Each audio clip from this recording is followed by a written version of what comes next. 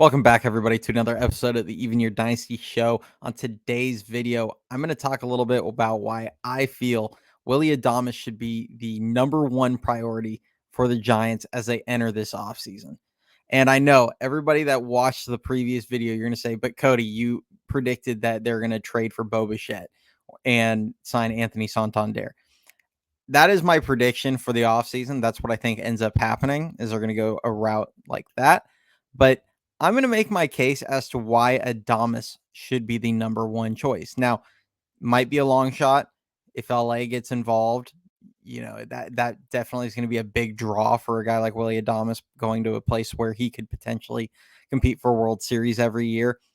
But, you know, you just don't know what the Dodgers are going to do, especially with Tommy Edman currently on the roster, as well as some of the other guys they have over there. So I'm going to make my case here. But first, a little bit about Willy Adames. He's just turned 29 in September. He's going to be playing his age 29 season next season. He's a shortstop, career average 248, career OPS 766, career OPS plus for people that want those numbers 109. So he's been pretty much an above average hitter for his career. Career walk rate 9.6%, strikeout rate at 27.2%. But what I like to look at for a guy like Willy Adames is his last 3 years of production as he enters free agency. Because if we just look at last year, he obviously had a career year, especially at the plate. Defensively, he dropped. We're going to talk a little bit about that in a bit.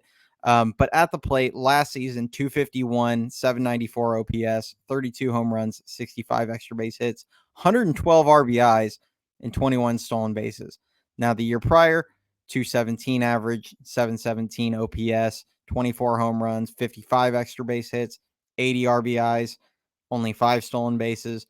Year prior to that, 2022, 238 average, 756 OPS, 31 home runs, 62 extra base hits, 98 RBIs, 8 stolen bases.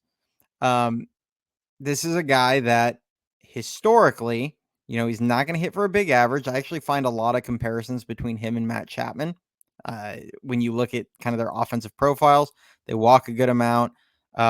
He has a 9.6 career walk percentage. He's actually been between like 10 and 11% the last 4 seasons. So it's gone up. The strikeout rate, career, it's 27.2. If you look at his last like 3 or 4 seasons, it's gone down. It's gone 26, 25. I think this last season he was at 25.1.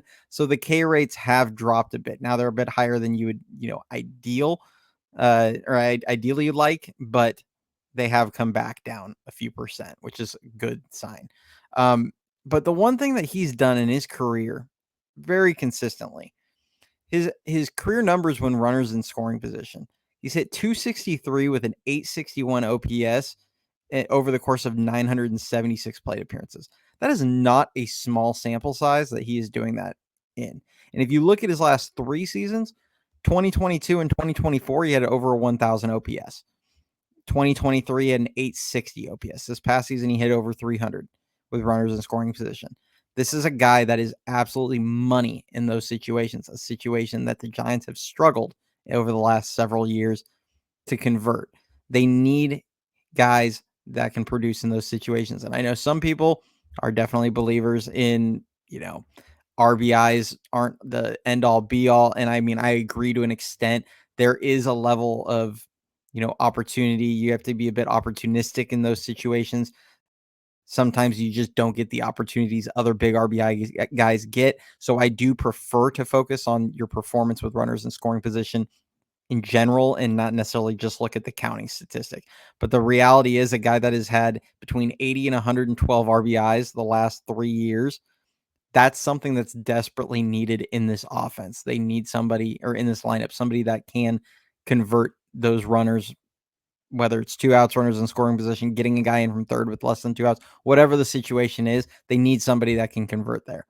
And he's not a big on base percentage guy. Obviously, you look at his career numbers, he doesn't hit for a huge average, similar to a guy like Chapman. He's not going to put together a mammoth, on base percentage because of that. But this is a guy that can do damage where he's had 65, 55, and 62 extra base hits over the last 3 seasons.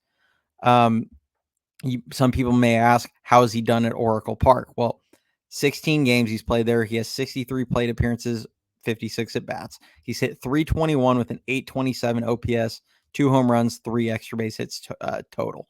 So this is a guy that, it's a very small sample size. I'm not going to sit here and say, oh, he'd sustain that over a whole season, but he hasn't shown issues in Oracle Park. So that is a promising thing to see. If you look at, past seasons, the adjusted or expected home run totals and things like that you can see on Baseball Savant, he would probably lose a few in Oracle Park. I don't think anybody reasonably should expect him to be a 31, 32 home run guy for the Giants if they do go out and sign him, but he probably could still give you 25, which is what you should be hoping for, somewhere in the, low to mid 20s, and knock guys in when there's runners in scoring position. That's the biggest thing with a guy like him. Now, we take a look at his defense. Depending on, what metric you want to use, he made 20 errors last season, including 8 in a 3-week stretch. So hopefully that was just went through. Maybe he was dinged up with an injury. Maybe something was going on, went through, you might have gone through the yips for 3 weeks. Who knows? But he did make 8 errors in a 3-week period. The previous couple of years, he made 15 and 14 errors. So you look at most years of his career, he's kind of in that mid-teens range, which is pretty normal for a shortstop. I know Crawford used to be right around there pretty regularly. For those of you that like the advanced analytics, last year, depending on which one you prefer, I know most of the analytics people prefer outs above average, but he was worth negative 16 defensive runs saved and right at 0 on outs above average. 2023, 8 defensive runs saved, 16 outs above average. 2022, 9 defensive runs saved, 10 outs above average. So over the last 3 years, 2 of them excellent defensive seasons. Last season, depending on the metric, he was either average or well below average. So it kind of leads, you're going to have to think about, is he slipping defensively? Is this going to be kind of the new normal for him at shortstop? Or is he more likely going to bounce back when he's 29 years old and go back to being at least above average, if not well above average defender at shortstop? Which, I mean, really either is possible. I didn't, I know he doesn't have the greatest range. His foot speed is pretty average when it comes to major leaguers. Obviously, he has enough range for shortstop, as evidenced by some of the seasons he's put together there. But it is a question. I think you can bet on him, bouncing back at least to an extent going into next season. A couple other things. Contract projection. Well, starting off with agent, he is under the agency CAA Sports, which actually happens to be the same agency that Buster Posey was represented by. Now, granted, I believe Posey's specific agent that he has since retired. I think it was Jay Barry. He is not an agent any longer, so I'm not sure what kind of connections Posey still has with that agency, but it is just kind of an interesting nugget. Contract projection: 6 years, 160 million. Some comps, I would say probably like Dansby Swanson or Marcus Semien, both of who signed 7-year, $175 million contracts during their free agencies. I believe both of those guys may have been a bit older than Adames is currently when they hit free agency, but I do expect probably a 6 or 7 year deal, maybe depending on who signs him. Now, I don't expect the Giants to be able to get him for 6 years, 160 million. The reality is the Giants are in a situation where they're going to have to overpay for a free agent.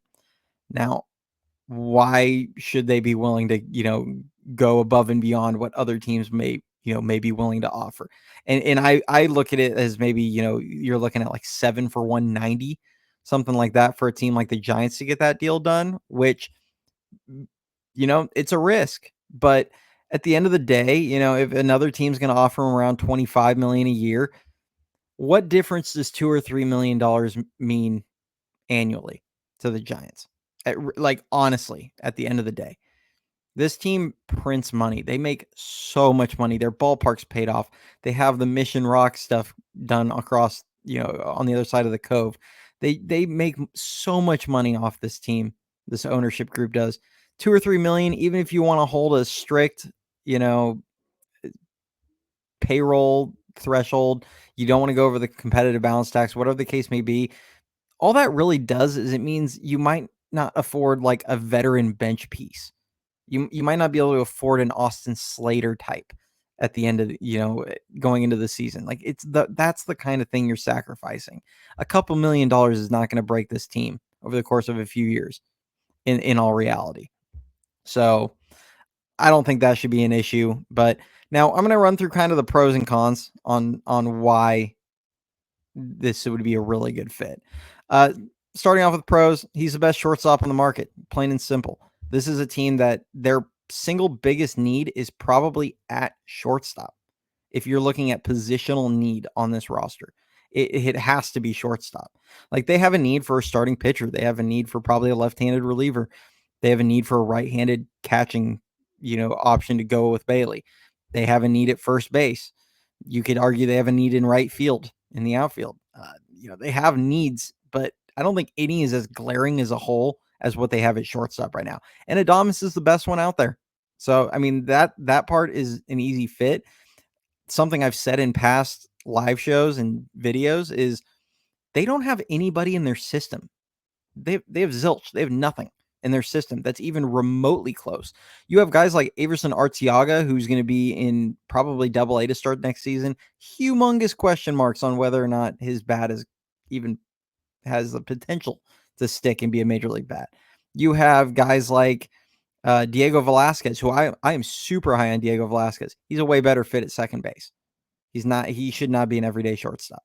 So then you go behind that and guys like Maui Ahuna, Cole Foster, severely underperformed down in the lower levels. Their best shortstops in the system are an 18-year-old in Johnny Level, who's going to be in the complex league next season. It's Walker Martin, who there's already a lot of questions on whether or not he's going to stick at shortstop or if he needs to get moved to either third or second, as well as he has a bit of a swing and miss issue going right now. But I'm still a believer in Walker Martin. Give him time. And so your best shortstops in the system are Johnny Level, who's going to be 18 and in the complex league, and a guy they haven't even signed yet in Josuar Gonzalez, who's going to be signed in January and at 16 years old.